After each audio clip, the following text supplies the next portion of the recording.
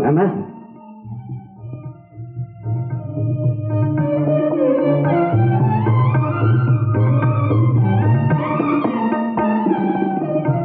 నాన్న ఈ సూట్లో ఎలా ఉన్నానో చెప్పండి. శ్రీ శ్రీ శ్రీ రాజా రఘుపతిరావు కుమారుడు రాజశేఖర్లా ఉన్నావు నాన్న. ఇదిగో నా జీతం. ఏమిటి 20 రూపాయలు? అవును నాన్న, సూటికి 280 అయింది. మిగిలింది ఈ సూటు గురించి 280 రూపాయలు ఖర్చు పెట్టావా? ఎన్నాళ్ళ నుంచో ఇలాంటి డ్రెస్ వేసుకోవాలని ఆశగా ఉంది. అందుకని మన ఆశయాన్నే మర్చిపోయి షోకుల్లో పడ్డావన్నమాట. మన లక్ష్యం ఏమిటి? శ్రీనిలయాన్ని తిరిగి సంపాదించుకోవాలి. మన గౌరవ ప్రతిష్టలు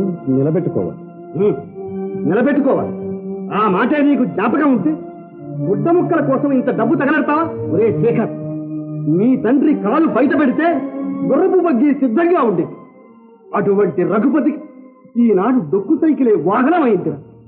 ఒకప్పుడు ఎంతో మందికి కొత్త బట్టలు దానం చేసిన శ్రీపురం రాజా ఈనాడు పాత బట్టలు కుట్టుకొని కట్టుకుంటున్నాడు. ఇదంతా ఎందుకు? ఈ శ్రీనిలయాన్ని సంపాదించడానికే కదా. పొరపాటైపోయింది, క్షమించండి.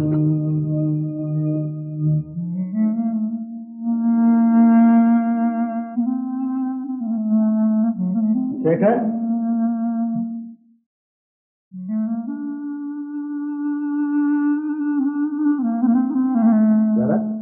ఎక్కడికి వెళ్తున్నావు? ఈ సూట్ ఇచ్చేసి డబ్బు తీసుకొద్దామని. ఈ ఆలోచన కొరక ముందే రాలేదా?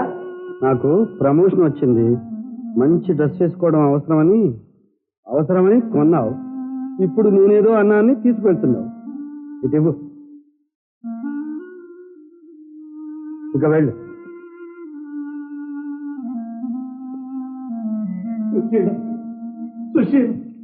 చూశాను, నేనెంత పని చేశానో చూశాను. వాడికి ఆఫీసులో ప్రమోషన్ వస్తే ఒక మంచి డ్రెస్ కుట్టించుకోవాలని ముచ్చట పడ్డాడు. కుట్టించుకున్నాడు. ఇది తప్ప, నేరమా? పాపం, పసితనంలోనే వాళ్ళ ఆశలన్నీ చిగుళ్లలో తుంచి పారేశాడు. కడుపు తీపైనా లేకుండా కఠోరంగా ప్రవర్తించాడు. నా లక్ష్య సాధన కోసం వాళ్ళ మనసును నొప్పించాడు. నీకే పెద్దలాంటించిన ఆశ్చర్య 3 పువ్వులు 6 కాయలుగా నువ్వు అనుభవించావు. మా సంపాదన మేము అనుభవించడం తప్ప అసలు ఈ కష్టాలన్నిటికీ కారణం నువ్వే. వాళ్ళు నిలదీసడిగితే నేనే సమాధానం ఏం చెప్పదు. కానీ వాళ్ళు నన్ను అడగరు. సుశీల వాళ్ళు అడగరు. వాళ్ళు మన బిడ్డలు. సుశీల వాళ్ళది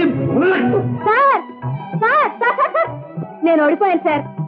తెల్ల జెండా చూపించానుగా, ఇక మన మధ్య ఏ తగాదాలు ఉండకూడదు, ఒకటైపోవాలి. ఇప్పటికైనా తెలిసిందా? మగవాళ్లే, ఆడవాళ్లే. అది సరే గాని త్వరగారి ప్రయాణం ఎక్కడికో? అలా ఎక్కడికో పార్క్ వెళ్తున్నాను.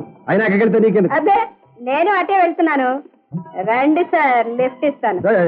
ఇలాంటి పనులంటే నాకు గిట్టదు. పాపం కోపం వస్తే మీ రూపమే మారిపోతుంది. రండి సార్, రండి.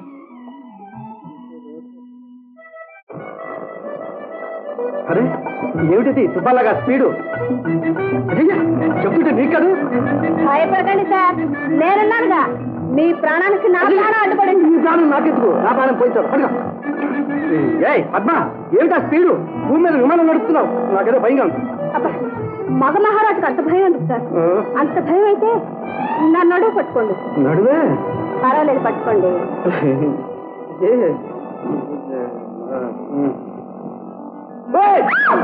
నడువు పట్టుకోమంటే అంత గట్టిగా పట్టుకుంటారా సార్? నాకు తెలుసు, నువ్వు నన్ను గోతులో పడేయడానికే తీసుకొచ్చావు. ఎలా ఉంది సార్ మన డ్రైవింగ్? నేను డ్రైవింగ్ మొదలెట్టాక ఒక్క యాక్సిడెంట్ కూడా చేయలేదు సార్. అవును సార్. మాట్లాడరేంటి సార్? సార్ సార్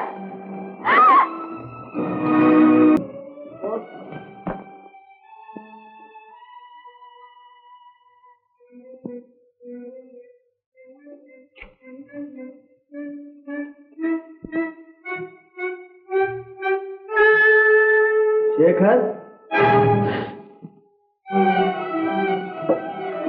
ఏమిట్రా ఉత్తరం చించి పారేస్తున్నావు? ఎక్కడి నుంచి వచ్చింది? అది అది ఇలా ఇవ్వు.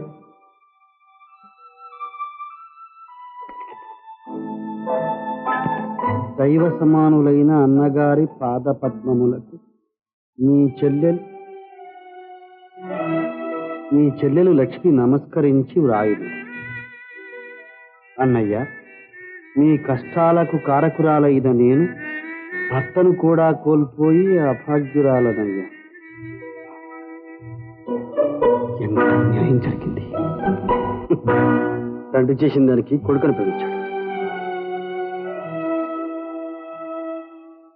మీకు ఇంతవరకు ఎన్నో ఉత్తరాలు రాశాను.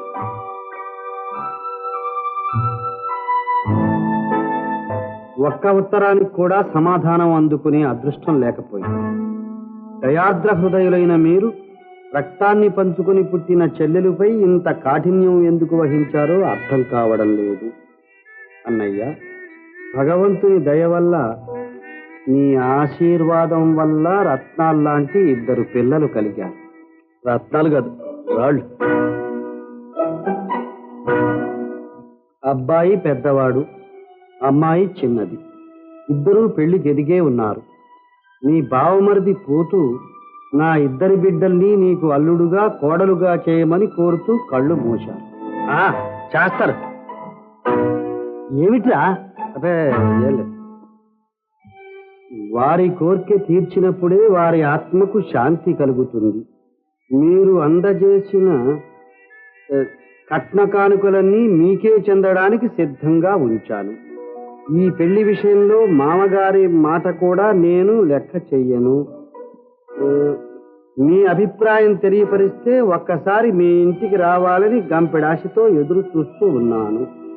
ఇట్లు మీ అభాగ్య చెల్లెలు లక్ష్మి. ఆశ, పెళ్ళట పెళ్లి. వస్తే చేస్తాను పెళ్లి. ఏమిట్రా ఊరికే గింజుకుంటున్నావు? చెల్లెలు కదూ, ఉత్తరం చూడగానే పాతకాలంతా మర్చిపోయినట్టున్నారు. ఎందుకురా నిన్ను నువ్వే మర్చిపోయి వాగుతావు? ఎంతైనా రక్త సంబంధం కదా. మమతలన్నీ మాటలతోనే మార్చిపోతాయి. చెల్లెలు ఉత్తరం చదివితేనే అన్నగారి హృదయం మంచులా కరిగిపోయింది. ఆ చెల్లెలే ఎదురుగా వస్తే కన్న బిడ్డల్ని కూడా కాదని ఆనాడు మీరు చెప్పిన మాటలన్నీ మర్చిపోతారు. మీ పౌరుషం, పట్టుదల అన్ని మట్టిలో కలుపుతారు. నోరు మోస్తావా లేదా? నా నోరు మోయించినా నా మనసులోని మాట చెప్పక తప్పదు. నేను వాళ్ళింటి అల్లుడు కావడం మాత్రం కల్లా. ఇక జయపెళ్ళి అంటారా? ఎప్పుడో చూశాను మంచి సంబంధం. నాతో సంప్రదించకుండానే మీ చెల్లెలంటూ మీరు పక్షపాతం చూపిస్తే నా చెల్లెల గురించి నేను జాగ్రత్త పడక తప్పదు. క్షమించండి నన్ను. అంత పట్టుదలే వస్తే నేను నీ బాబురా. ఎగిరిచినట్టు పెద్ద మొగాడి పోయినాడు. మొగాడు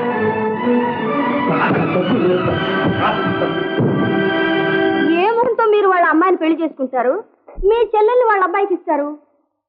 ఎందుకు మీ నాన్నగారు వాళ్ళకి ఏమైనా సమాధానం రాశారా? మాట్లాడరా?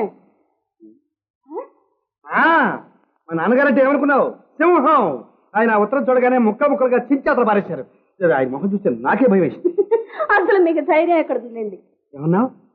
నాకు ధైర్యమే లేదా? మీ నాన్నగారి ముందు మాత్రమే. ఏమైనా మీరు ఆయన ముందు సింహం పిల్లే కదండి. అదా పద్మ, ఇదేంటి? ఇదేం లేదు. మా చెల్లాయికి పెళ్లి సంబంధం కుదిరింది. మీ నాన్నగారు ఉన్నారా?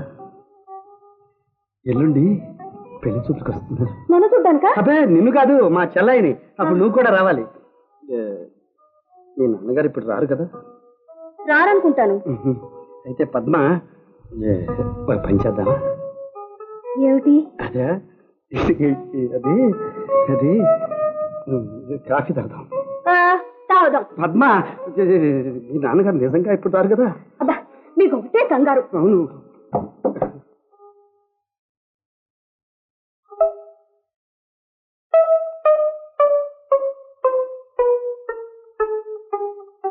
సార్, కాఫీ తాగుదామా? కాఫీయా? నాకు వద్దు. మరి ఏం కావాలి? కాఫీ. అయ్యో, చేతులు చేతులు నలిపోతున్నాయి. ఈ చేతులా? నేను కాఫీ కప్పులు అనుకున్నాను. వదలండి. ఇప్పుడు ఈ పద్మ ఈ నాన్నగారు నిజంగా అంటావా? అయ్యో కర్మ.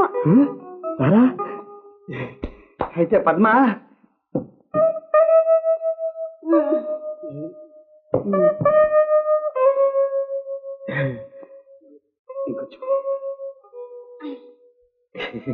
ఇదేంటి మొహం అంతా ముచ్చోట్లు పోసిన?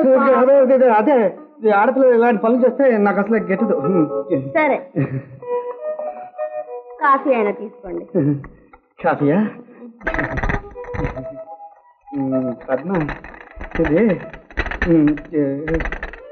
ఒకనాడు ఎంతో వైభవానికి ఆలవాలమైన మా సుందర భవంతి శ్రీనిలయం ఈనాడు తనఖాలో ఉంది. ఆ డబ్బు కట్టి విడిపించుకోవాలని నేను, మా అన్నయ్య, మా నాన్న ఎంతో కష్టపడి పనిచేస్తున్నాం. కానీ ఫలితం చాలా దూరంలో ఉంది. మహారాణి, ఆ డబ్బు తమరు అప్పుగా ఇప్పిస్తూ ఆ జన్మాంతం కృతజ్ఞుణ్ణి మీ రుణం తీర్చుకుంటూ మీ సేవ చేస్తూ ఉంటాను. ఎంత డబ్బు కావాలి? తమకు అంత పెద్ద మొత్తం ఏం కాదు, 2 లక్షలు. 2 లక్షలు అంతేగా? ఇస్తా. మహారాణి మహారాణి మహారాణి ఇస్తానన్నారుగా.